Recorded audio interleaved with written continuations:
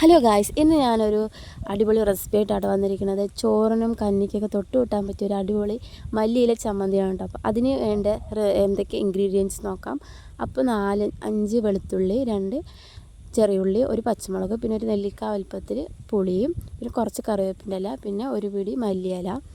മല്ലിയിലേൻ്റെ അതേ അളവിൽ തന്നെ നമുക്കിതിലേക്ക് തേങ്ങ വേണം കേട്ടോ, തേങ്ങ ചിരകിയതും.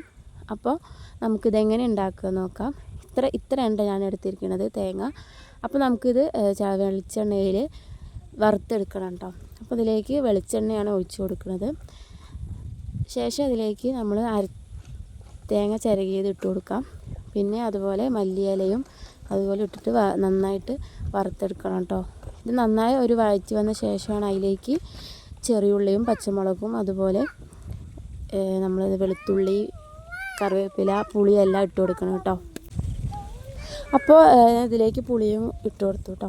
അപ്പോൾ എല്ലാം കൂടി നന്നായിട്ടൊന്ന് വഴറ്റിയിട്ട് ഒരു ബ്രൗൺ കളർ ഷെയ്ഡായി കഴിഞ്ഞ് കഴിഞ്ഞാൽ നമ്മളിത് മിക്സിയിലെ ജാറിൽ അരച്ചെടുക്കുകയാണ് കേട്ടോ ചെയ്യുന്നത്, കുറച്ച് വെള്ളം ചേർത്തിട്ട്.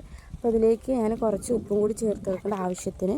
അപ്പോൾ അതും കൂടി ചേർത്ത് കഴിഞ്ഞിട്ട് നന്നായി ഒന്ന് വഴറ്റി ഒരു ബ്രൗൺ ഷെയ്ഡായി കഴിഞ്ഞാൽ നമ്മുടെ ഈ അരപ്പ് നമുക്ക് റെഡിയായി. അപ്പോൾ നമുക്കിതൊന്ന് അരിച്ചെടുക്കാം കേട്ടോ.